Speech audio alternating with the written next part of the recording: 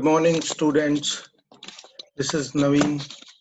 Today I am going to deal with multi-degree freedom vibration system using numerical methods. And out of these numerical methods, I am going to use RAYLEIgh'S method for solving multi-degree freedom vibration system. So the contents of this lecture include introduction to numerical methods. Then we'll deal with RAYLEIgh'S method, and I'll explain RAYLEIgh'S method through an example problem.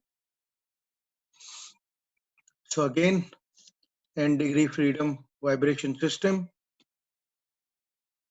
As you know that as the number of degree of freedom increases, exact method of solving the problem becomes more and more difficult. Now, to overcome this problem in terms of overcoming the computational complexity of solving multi-degree freedom vibration system problem, we have to use some approximation methods.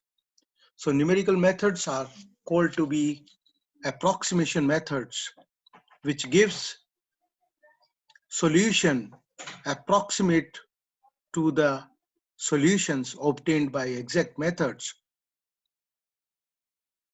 but at the same time, they are easy to solve.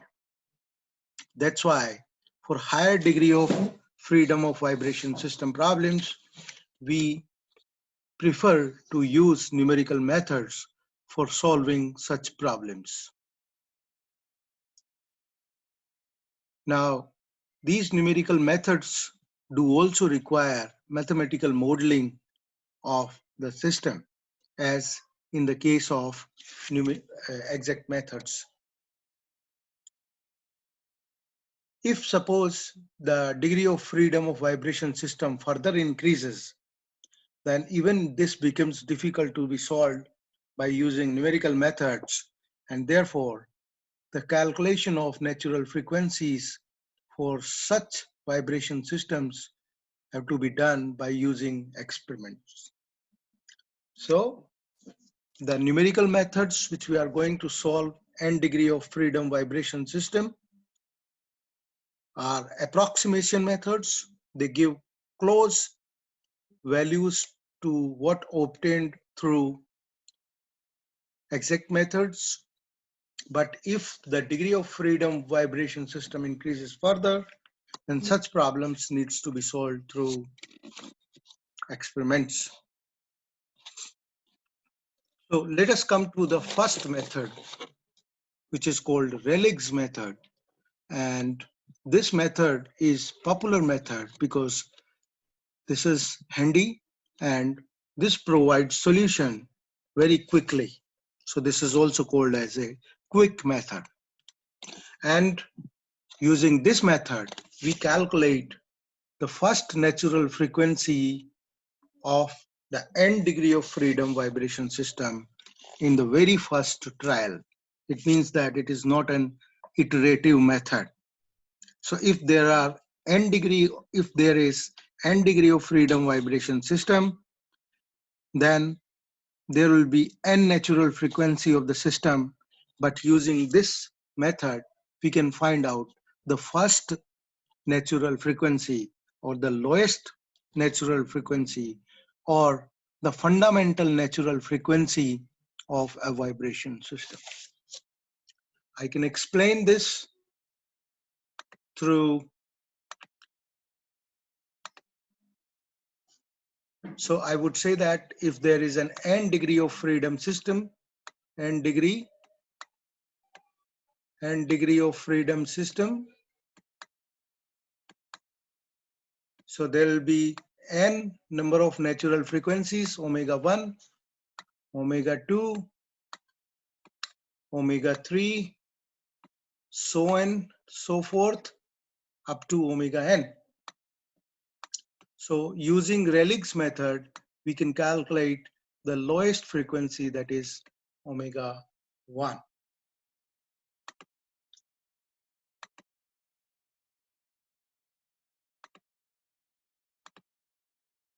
Okay.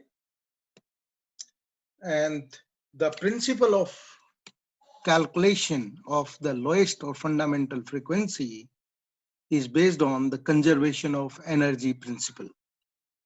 Means that if you want to calculate the lowest frequency for n degree of freedom vibration system, then this can be calculated by equating the maximum kinetic energy of the system to the maximum potential energy of the system. Now we have to learn how to calculate the kinetic energy and how to calculate the potential energy of any n degree freedom vibration system. So here I'm explaining the methodology of calculation of lowest natural frequency by using Rayleigh's method. So first of all, what you have to do is that for any n degree of freedom vibration system, you'll have to find out the deflection curve of that particular vibration system so that the boundary conditions are obeyed. For example, if this is an n degree of freedom vibration system, if it gets deflected x1, x1, x2, x3, xn minus 1. So that would represent, this deflection would represent the corresponding deflection curve for this entire system. I take another example. For example, there is a string tied between the two ends and there are different masses attached with this spring W1, W2, W up to Wn. So after deflection, the deflection curve of this string becomes like the W1 weight deflects by an amount Y1, W2 weight deflects by an amount Y2. Similarly, Wn weight deflects by amount Yn. So first of all, you will have to calculate the deflection curve of the vibration system. Then corresponding, since uh, one, you have to remember one important thing while calculating the deflection curve, that this deflection curve is to be calculated by considering the static masses. It means that you need not to take into account the acceleration part of the movement of vibration system. So the deflection has to be calculated based on static masses. Then you'll have to calculate for individual mass the deflection. You have to calculate for individual mass the kinetic energy and potential energy due to this deflection. So here you'll have to calculate the maximum kinetic and potential energy of different masses, and finally you'll have to equate them to find out the natural frequency. So for example, if W1 gets deflected by an amount Y1, and this deflection Y1 of W1 mass will be because of deflection due to weight W1 and deflection due to weight W2 and deflection due to weight Wn. So Y1 is the deflection because of the weight applied, several weights applied on the string. It is not, Y1 is not the deflection only because of W1.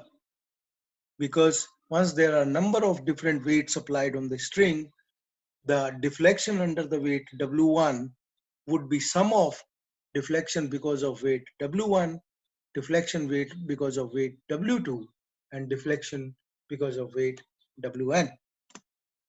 So if you need to calculate what is the potential energy when this weight gets deflected by an amount Y1, then the potential energy of this weight would be given as half W1 into Y1, where W1 is weight of weight 1. Similarly, the potential energy of this weight, potential energy stored in the weight W2 would be equal to half W2 into Y2. Similarly, the potential energy of weight Wn would be half Wn into Yn. So the total potential energy of this n degree freedom vibration system would be sum of potential energy of weight W1, potential energy of weight W2, and potential energy of weight Wn. Now let me calculate what is the kinetic energy of W1, because the principle of the Rayleigh's method is to equate the kinetic energy and potential energy. So we need to calculate the kinetic energy of different masses. So kinetic energy we know is equal to half mv square. V, if suppose this vibration system is moving with an fundamental frequency omega 1, suppose all the masses are vibrating with a fundamental frequency that is omega 1, then the velocity of this weight would be omega 1 into y1. Okay, so half m is nothing but weight divided by gravitational acceleration multiplied by v square. V we have already calculated is nothing but y1 into omega 1. So v square would be square of these two terms, that is y1 square into omega 1 square. So the kinetic energy of the first weight would be omega 1 w1 by g into y1 square into omega 1 square half. Similarly, for weight 2, the kinetic energy would be half w2 by g into y2 square into omega 1 square. Since all the masses are moving with the same natural frequency omega 1. So equating them, this term on the left hand side of the equal to sign is called sum of all kinetic energies of individual masses, and this would be called as sum of all potential energies of different masses on the string. So in writing in this form, I can say that there is a summation of all the kinetic energies on the left hand side, and this is summation of all the potential energies on the right hand side. And mind here that we have cancelled out the half 1 by 2 term both on the left hand side and the right hand side. So through this we can actually calculate the value of omega n, and omega n square can be calculated as ratio of this to this value. So this is equal to z times of summation of omega I yi divided by summation of omega I yi square. This is wi and wi. These terms are wi and wi, where yi represents the displacement of weight or displacement under weight wi.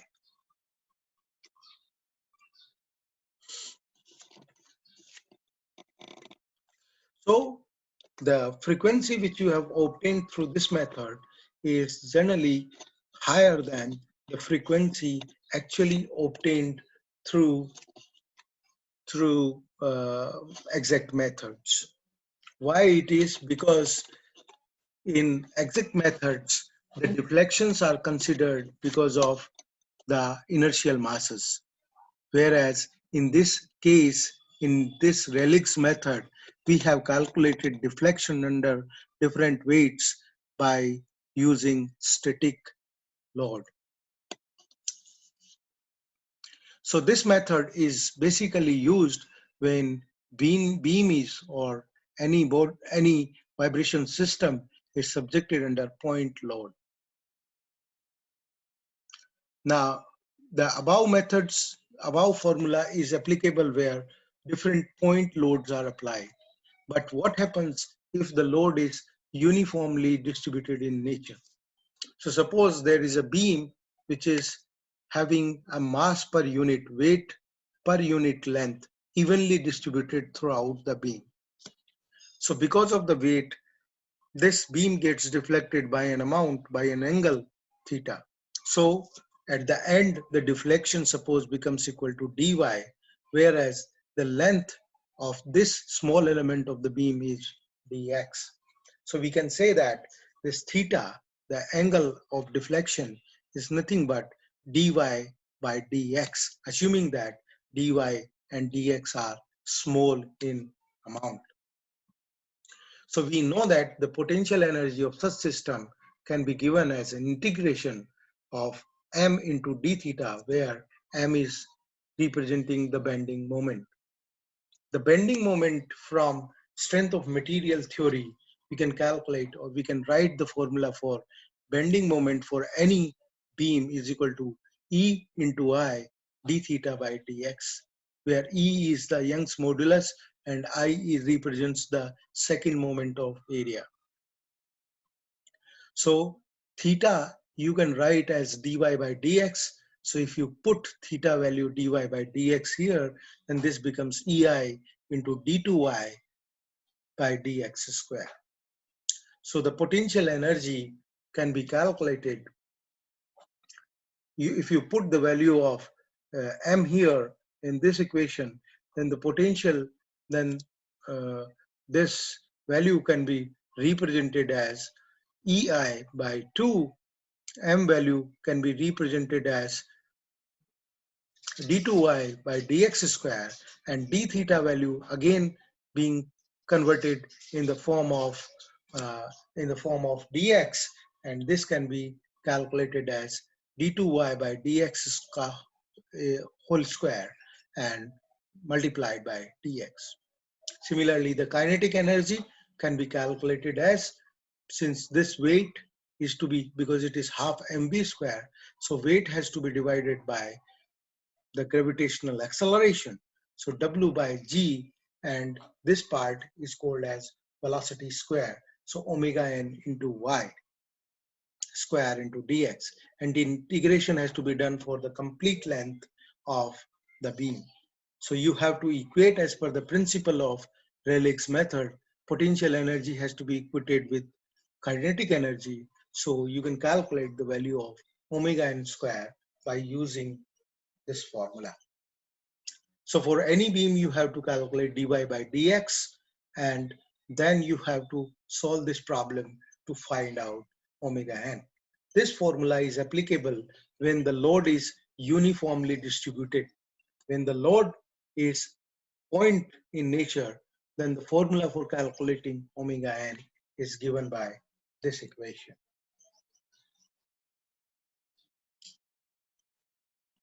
So let us take one example and try to solve this problem using Rayleigh's method.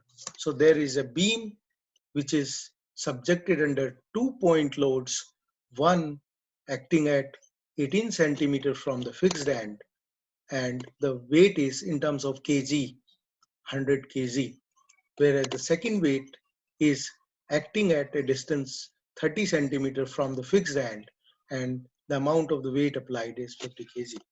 The value of E for this beam, the material of the beam, is given 2 into 10 to the power 6 kg per centimeter square, whereas I is given 40 centimeter power 4. Now, since this is a point load acting, so we'll have to use the formula as this one to find out the value of omega n. Now here, one thing you have to find out, that since this is summation, so you will have to find out omega W1 Y1 W2 Y2, similarly W1 Y1 square plus W2 Y2 square, because in this problem there are only two weights acting. Considering the weight of the shaft is negligible. Okay? So what I have to do is that I have to first calculate that the values of deflection of the beam under the load 1. So if suppose only load 1 is applied and second load is not considered, then the deflection because of the load 1, assuming that this load is equal to unit, this load actually acting is how much? 100 kg. But first we calculate the deflection because of the unit load. So if only load acting is at point 1 and the load at point 2 is not considered, then the deflection at point 1 would, because of the load acting at point 1, would be called as delta 11. This is this load, this deflection is because of the unit load acting at point 1. Similarly, because of this load acting at point 1, there would be a deflection at point 2 as well. So this deflection is called as deflection because of the unit load applied at point 1. So this deflection is a deflection at point 2 because of the unit load applied at point 1. Okay, so from strength of material formula, we know that if a load is applied, then the deflection under the load would be given as L1 cube divided by 3I. Since W is assumed to be 1, so this is only W, and this is because of W is 1, then the formula is L1 cube divided by 3EI. Now you have to calculate what is the amount of delta 21 because of the unit load applied at point 1. So this can be calculated if I draw a horizontal line from here. So this deflection delta 21 is nothing but it is sum of x, this is sum of x, y, that is this distance plus pq. Okay, so this distance delta 21 is sum of x, y, and plus pq. So xy we already know is L1 cube divided by 3EI, and this deflection can be calculated by taking this angle of bending. So how much is this angle of bending? This angle of bending, because this angle of bending is same as this angle of bending. Okay, so this angle of bending from strength of material formula can be given as L1 square by 2EI. So this angle of bending is L1 square by 2EI multiplied by the distance would give you this distance, because we know the formula that arc is equal to radius multiplied by angle. So angle is L1 square by 2EI multiplied by this distance. This distance is equal to L, total distance L minus L1. So the formula comes for delta 21, L1 square by 6EI. If you solve this, then this comes out to be L1 square by 6EI multiplied by 3L minus L1. Okay. Similarly, now assume that unit load is applied at point 2 and there is no load applied at point 1. So let us calculate the deflection because of the unit load applied at point 2. So the deflection under point 2 would be given as deflection at point 2 because of the load applied at point 2. Similarly, deflection at point 1 would be because of the load applied at point 2. That is, unit load applied at point 2 would be given as delta 12. So this delta 22 is again by using strength of material formula would be given as L cube, the distance of the load from the fixed end, that is L cube divided by 3I. Whereas delta 12 would be calculated in the similar way, that gives you L1 square, the distance of this, divided by 6EI into 3L minus L1 in the same way. So the deflection at point 1 would be because of the load applied at point 1 plus deflection at point 1 because of the load applied 2. Similarly, the total deflection under weight 2 would be is sum of deflection because the weight applied at point 1 and deflection because of weight applied at point 2. So y1 is the deflection under point 1 would be given as sum of the deflection because of weight W1 and deflection because of weight W2. Similarly, you can calculate the value of Y2. So if I want to calculate Y1 is delta 1 is because of deflection because of weight applied at point 1. Since the weight applied was unit, so we'll have to calculate the total deflection. So we have to multiply it with actual load applied, W1. Similarly, plus because of the unit weight applied at point 2 multiplied by W2. So putting these values, because we have calculated the formula for W11, delta 11. So put these values out there, multiplied with the load 100. Similarly, you have to put this value L1 square by 2EI, 6EI multiplied by 3L minus L1. So putting these values, we'll calculate the value of Y1. Similarly, you'll have to calculate the value of Y2. Y2 is sum of deflection because of the unit load applied at point 1 multiplied by the total load applied at point 1. Similarly, unit load applied at point 2 multiplied by the total load at point 2. So putting these values, we will get the deflection at point 2. This gives you the total deflection under point 2, and this gives you the total deflection at point 1. Once you have calculated, you have to apply the formula which we have previously discussed, is G times of summation Wi yi divided by Wi yi square. So further writing this in terms of W1 into Y1, because I is taken 1, 1. Similarly, I value is taken 2, so W2, Y2. Similarly, W1, Y1 square, W2, Y2 square. You have already calculated the value of Y1 and Y2. Putting these values out there, you get the value of omega n square as 1,26,000. So taking under root of this gives you the value of fundamental frequency.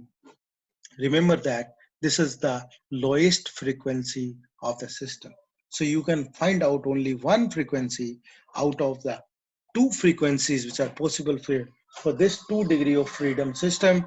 You can find out only one frequency. The value of this frequency obtained is higher than the value which is actually for this system.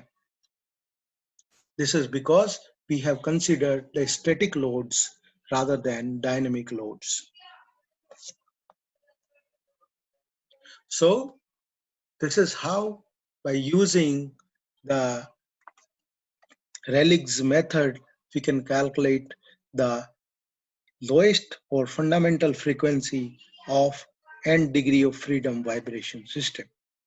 In the next lecture, I'll take a new numerical method which is called as Dunkerley's method to solve n degree of freedom vibration system.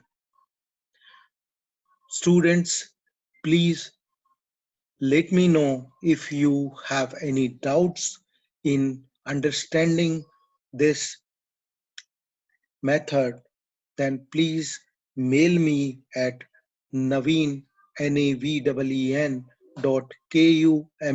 .kumar @spsu.ac.in. Your feedbacks would help me improving in my delivery process.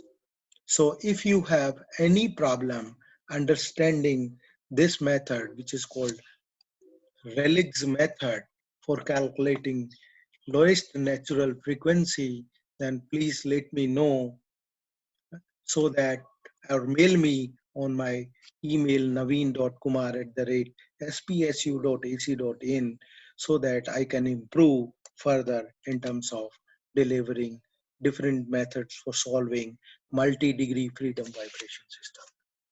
Okay, students, bye for now. I'll come with another lecture on Dunkerley's method. Thank you very much.